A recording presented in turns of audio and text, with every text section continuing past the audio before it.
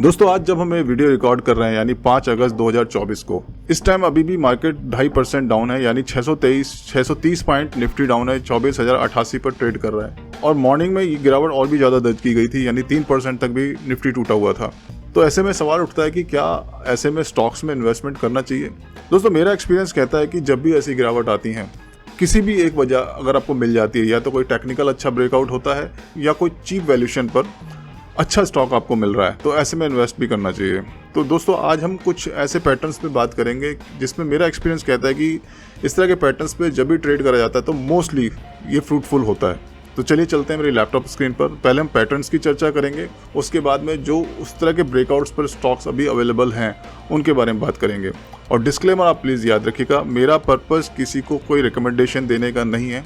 मैं simply and simply जो लोग टेक्निकल एनालिसिस फॉलो कर रहे हैं या उसमें सीखना चाहते हैं, मैं उनकी हेल्प कर रहा हूं ताकि वो पैटर्न्स रिकॉग्निशन में और बेटर हो सकें। तो चलिए शुरू करते हैं। जैसे आप देख सकते हैं ये एक पैटर्न है डाउन ट्रेंड का, और वैसे तो निफ्टी पर है, बट इस तरह के पैटर्न्स स्टॉक्स में भी कॉमनली देखने को मिलते हैं। जब भी कभी ऐसा आपको देखते हैं कि मार्केट डाउन गया, फिर ऊपर आने की चेष्टा किया, फिर उसके बाद फिर गिरा, फिर उसी जगह पर एक जगह फिर उसने एक जगह पर दोबारा राइज किया, पर रेजिस्ट किया, फिर नीचे गिर गया, और इस तरह के पॉइंट्स पर बड़ी सीधी सी एक ट्रेंड लाइन खींची जा सकती हो, ड्रॉ की जा सकती हो, जिस पर ये सारे रेजिस्टेंस ऑलमोस्ट रीच कर रहे हैं। देखिए 1, 2, 3, 4 जो हाइट्स हैं, पीक्स हैं, ये इसके आसपास ही टच हो रही हैं। तो एक परफेक्ट ट्रेंड लाइन यहाँ पर स्केच की जा सकती हो। और इस ट्रेंड लाइन के ब्रेक करने के बाद में जब इस तरह का स्टॉक या इंडेक्स एक बार रिट्रेस होता हो, वापस आता हो, पुल बैक लेता हो, और उसके बाद में उस हाइट को ब्रेक करके ऊपर चलता हो, तो ये परफेक्ट जगह होती है स्टॉक्स को या इंडेक्स को ट्रेड करने की अपसाइड मोमेंट में।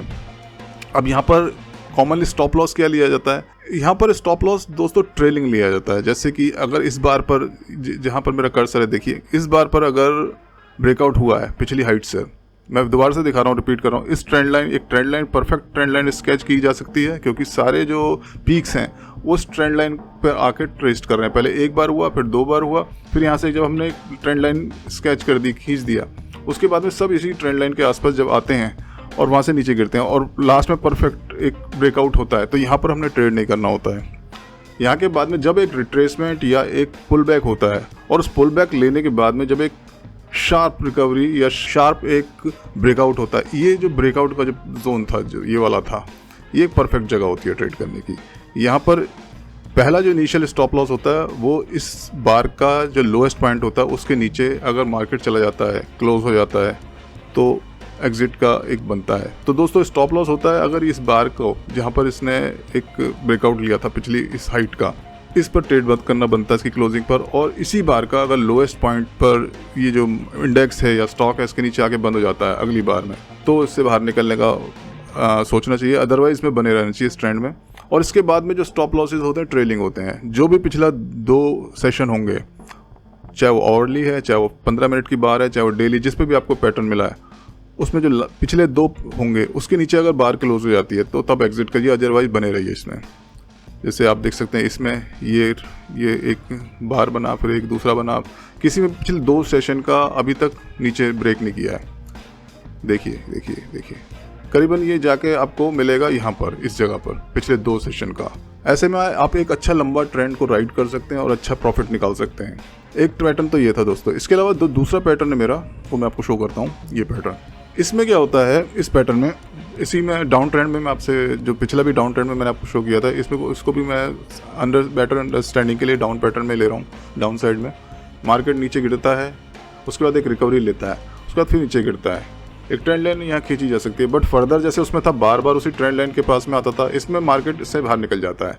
बट जैसे मैंने लास्ट टाइम आपसे शेयर किया था कि उसमें जब इस तरह से वापस जाता है ट्रेंड लाइन को ब्रेक करके, फिर उसमें एक रिट्रेसमेंट आता है, जैसे इसमें भी आया है। बट वो रिट्रेसमेंट के बाद में जो हाइट बनी है उसको बहुत शार्पली, बहुत लंबी बार, जो एक बहुत स्ट्रॉन्ग बार होती है, उससे ब्रेक नहीं करता, जैसे उस केस में ब्रेक करा था।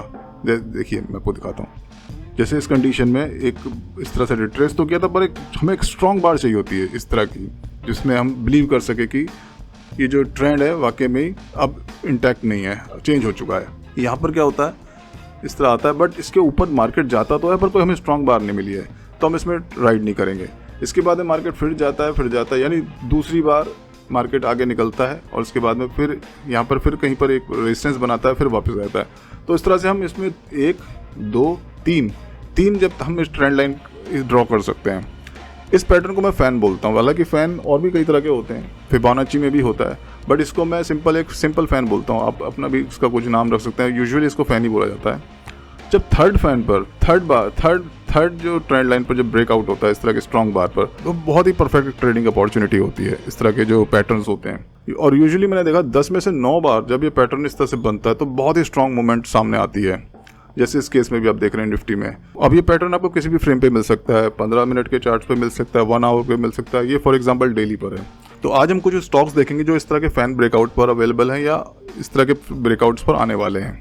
दोस्तों, पहला स्टॉक है हमारी इस लिस्ट में जुबिलेंट इनग्रेविया लिमिटेड।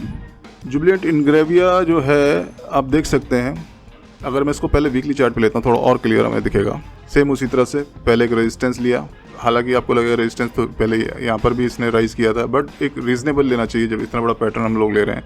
एक बार लिया, फिर गिरता है मार्केट, फिर एक इस वाली ट्रेंड लाइन को ब्रेक करके चलता है, फिर एक लेता है, फिर एक जगह पर रेजिस्ट करता है, फिर नीचे आ जाता है, फिर इस तरह से मूव करता कंसोलिडेट होता देखिए 3 बार एक जगह पर ही एक ही ट्रेंड लाइन के अंदर ही आता है। और उसके बाद एक शार्प एक मूवमेंट होती है, यानी सेकंड फैन भी इसने ब्रेकआउट कर दिया और जो थर्ड फैन है वो यहाँ बनता है इस हाइट के ऊपर, और थर्ड फैन भी ब्रेकआउट हुआ है इसका जुबिलेंट इनग्रेविया का। अब फॉर एग्जांपल इसको हमें ट्रेड कहाँ करना चाहिए ऐसे पैटर्न्स को? राइट नाउ जैसे अभी शेयर अभी लाइव मार्केट में चल रहा है, 615 के अराउंड चल रहा है। मेरे हिसाब से इसको जितना पॉसिबल हो सके ब्रेकआउट के नज़दीक ही लेना चाहिए। हालांकि ये भी हमें ध्यान रखना चाहिए कि अगर ये पैटर्न वाइबल है, ऑथेंटिक है, तो आपको चांसेस बहुत रेयर है कि इस जगह पर आपको नीचे वापस ही मिलेगा।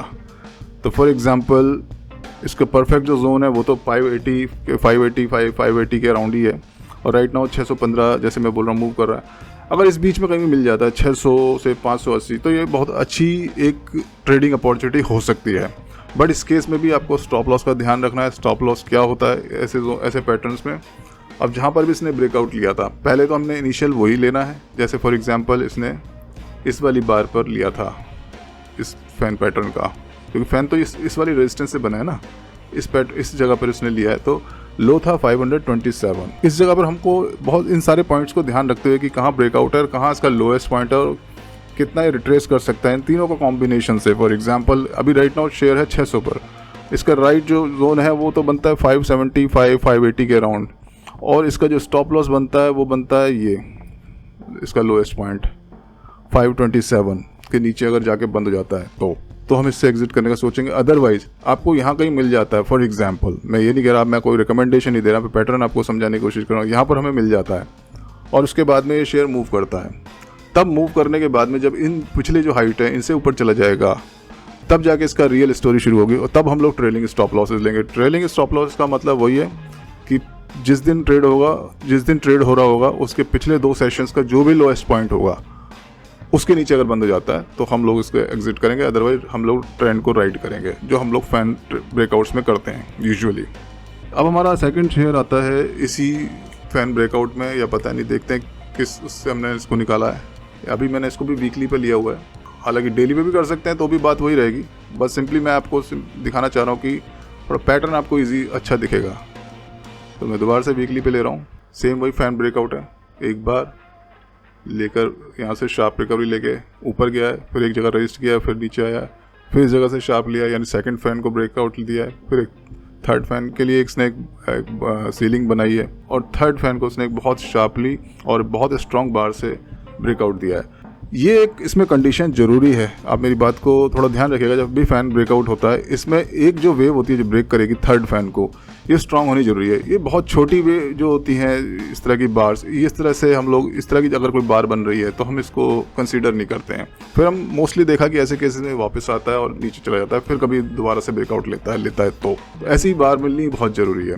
तो आज जैसे फॉर एग्जाम्पल 282 रुपये पर ट्रेड कर रहा है, और यही इसका परफेक्ट जोन है वैसे बाय करने का इस पैटर्न के according. Still it's not a recommendation, मैं आपको दोबारा से डिस्क्लेमर दे रहा हूँ, मैं पैटर्न रिकॉग्निशन आपको समझा रहा हूँ।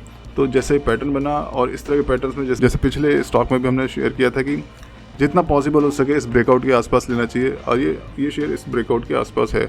स्टॉप लॉस अभी इसका यही बनेगा, जो इस बार का जो स्ट्रॉन्ग बार थी, जो इसका जो लोएस्ट था, अभी राइट नाउ इस जो बनेगा 200 इंचेस के नीचे अगर बंद हो जाए तो उसमें टेंशन लेने की ज़रूरत है, अदरवाइज में बने रह सकते हैं ऐसे पैटर्न में। और जब इस बार के ऊपर जाता है, जो हाइट बनाई थी, तब इसमें ट्रेलिंग स्टॉप लॉस चलेगा। ट्रेलिंग मतलब फिर वही जिस दिन आप ट्रेड कर रहे हैं उसके पिछले 2 सेशंस जो होंगे उसका जो भी लोएस्ट होगा उसके नीचे अगर बंद होता है तो, अदरवाइज में ऐसे पैटर्न में थोड़ा बने रहना चाहिए। थर्ड शेयर है दोस्तों हमारी लिस्ट में खैतान केमिकल्स। खैतान केमिकल में देखिए फैन पैटर्न बना हुआ है, बहुत अच्छा पैटर्न है।